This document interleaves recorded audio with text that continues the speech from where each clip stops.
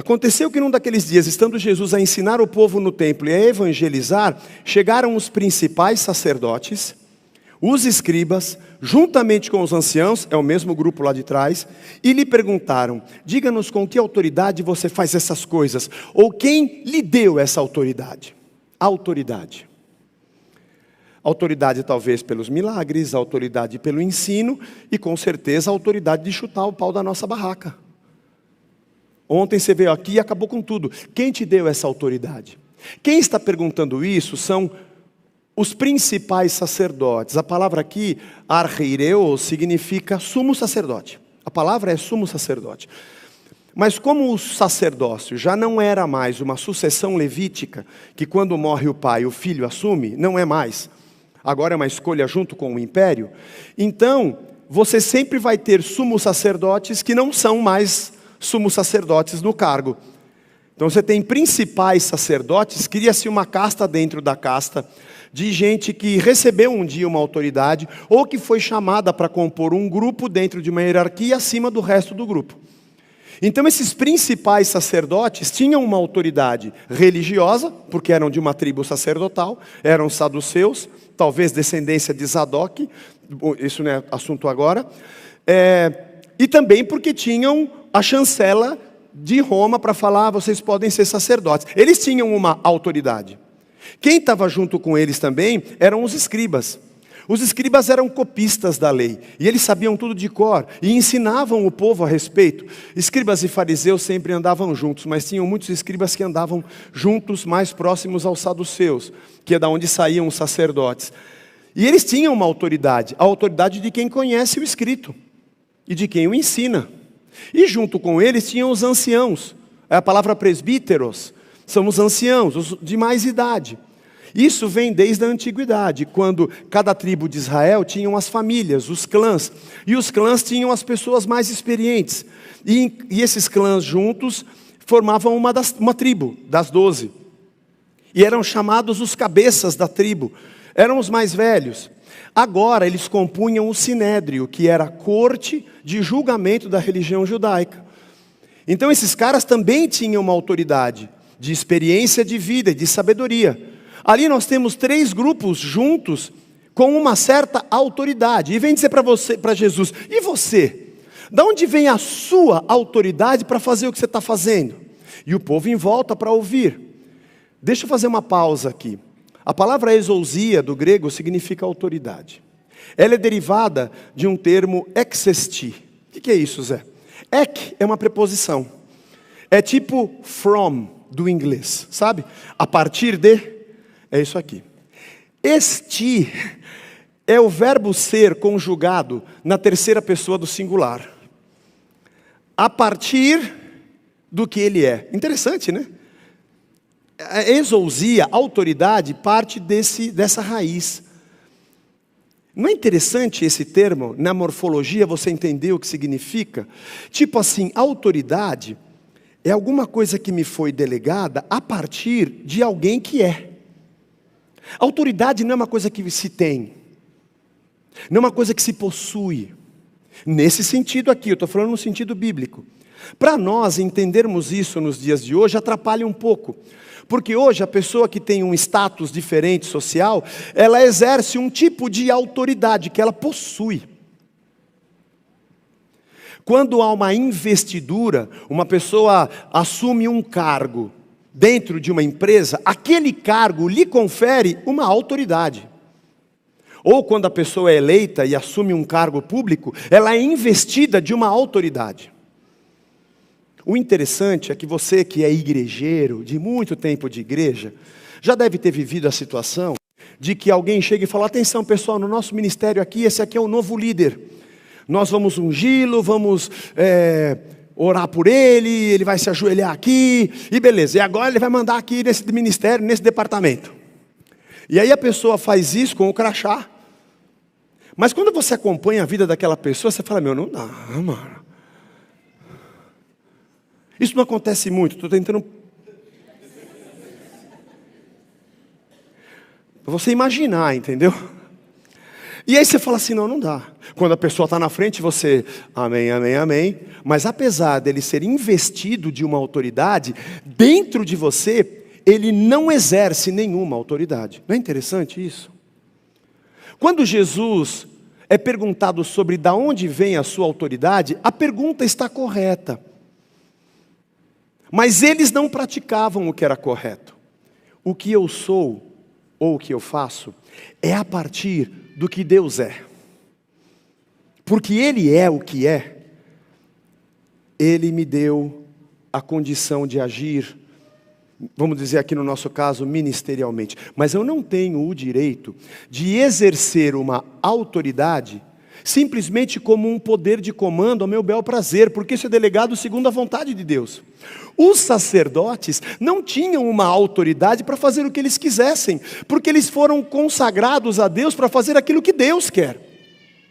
O escriba não exercia uma autoridade, uma ascensão sobre o povo, porque ele conhecia o texto para interpretar como ele queria.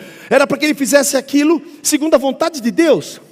E o ancião, que era um homem do sinédrio, do julgamento, da sabedoria e da experiência, não utilizaria a sua idade e experiência pelo fato de ser um ancião, segundo o seu bel prazer, mas segundo aquilo que Deus desejava. Porque a autoridade não é minha, eu não a possuo.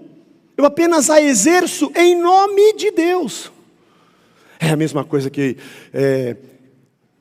o prefeito não sei de onde vai ter que fazer um discurso para os funcionários públicos, mas ele não vai poder. Então ele falou para o vice fazer o discurso em nome dele. Aí o vice chega lá, e manda um monte de promessa, fala um monte de coisa em nome do prefeito. Aí o prefeito, eu não falei nada disso. Mas eu falei, eu estava lá em seu nome. Então, se você estava lá em meu nome, você deveria ter dito aquilo que eu diria se eu estivesse lá. Você não recebeu essa autoridade de falar em meu nome para dizer o que você quer. Porque falar em nome de Jesus não é falar o que eu quero e colocar o nome dele no fim. É falar aquilo que ele quer que eu fale. É ser aquilo que ele quer que eu seja. A autoridade não é uma coisa que eu recebo para fazer ao meu bel prazer. O mais incrível, irmãos, é que com as citações de Cristo, de Isaías, de Jeremias, todos os profetas que ele já citou ao longo dessa nossa jornada, fazia com que esses homens, que conheciam a lei, a tradição, que conheciam a religião, quando eles perguntam para Jesus de onde vem a sua autoridade, aqui para nós, eles sabiam. Mas não pode dar o braço a torcer. Rei era a dinastia. Morre o pai, o filho assume o reinado. Unge o pai, o filho é ungido quando ele morrer. Sacerdote era levítico. Morreu o sacerdote, o filho assume. Agora profeta não tinha dinastia nem linhagem sacerdotal. Vai ler os profetas, você vai perceber. Um era plantador, outro cuidava de boi. O Espírito Santo vem e fala, vai lá e fala para o rei. Eu? É você. E o profeta sempre ia, como fez Elias contra Acabe, Jezabel, Eliseu, e todos eles, Isaías, Jeremias. Jeremias quando falava, vai vir a Babilônia porque vocês estão em pecado, o rei se cercou de profetas que ele pagava e os caras diziam, tá vendo, meus profetas estão falando o contrário, e perseguia Jeremias. Porque o profeta é uma pedra no sapato. Então Deus sempre mandou os profetas e vocês perseguiram, agora ele mandou o filho. Mas a religião de Deus, que deveria trazer frutos ao povo em nome de Deus, com a autoridade de fazer pelas pessoas o que Deus desejava, quando olha o Filho de Deus, tem problema com ele. Porque o sistema religião se tornou um valor em si próprio. Você está entendendo? Um fim em si próprio. É a vinha. É onde eu colho.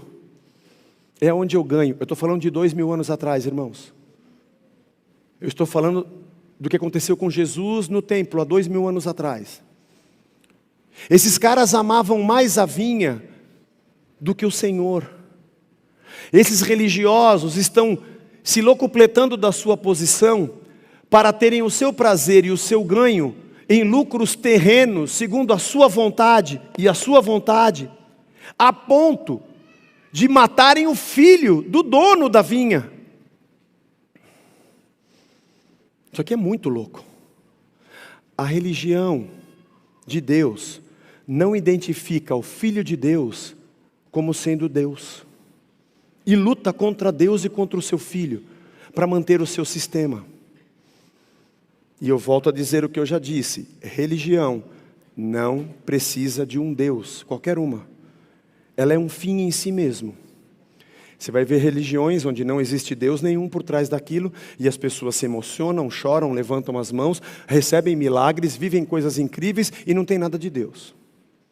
Porque o problema não são as coisas que eu sinto, nem a emoção que eu tenho, nem os bens que eu possuo, nem as coisas que eu alcanço. Porque não é esse o fim da vinda do Filho do Homem, senão a nossa salvação e a nossa retirada dessa lógica. Jesus não ia falar, ó, cheguei aqui, sou filho de Deus, tiro o sumo sacerdote, sou eu que sento na cadeira, você entendeu? Ó, o Sinédrio, eu que vou presidir o Sinédrio agora, vou trocar uns caras aí, e vamos fazer aqui uma rede de sinagogas, eu sou o presidente do conselho de fariseus, eu assumo, e agora reúne o povo todo aí que nós vamos em marcha até Roma, que eu vou dar um bico em César e vou sentar lá também naquela cadeira. Não, Jesus não veio para dizer, olha, o sistema é bom, eu só quero tomar conta dele. Ele veio para dizer, isso aqui morreu e não tem mais sentido. Eu vou levar vocês para um outro reino. Enquanto vocês viverem aqui, vivam nesse sistema com a cabeça de quem pertence a outro. Vivam nesse reino dos homens com o coração e a cabeça de quem veio de outro reino. Sabe que tem pessoas que se aproximam da religião porque a religião lhe dá aquilo que ela quer. Nessa minha caminhada de pastor de tantos anos, eu já vi gente trabalhando na igreja que nunca assistiu um culto. Ela está tão envolvida com o trabalho, com as coisas da igreja, porque a religião é um fim em si próprio, que ela nunca ouviu o evangelho.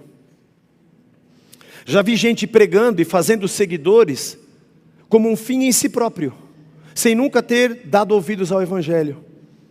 Gente dando aula, vai no dia da sua escala e dá a sua aula, mas não está nunca participando da comunidade. Isso tem nos professores, nos pregadores, nos cantores. Cantam, tanta coisa, mas ele nunca sentou para ouvir a palavra e comungar com pessoas da comunidade sobre o reino de Deus. Eles fazem parte de um sistema, e se for preciso a gente mata o filho para manter o sistema.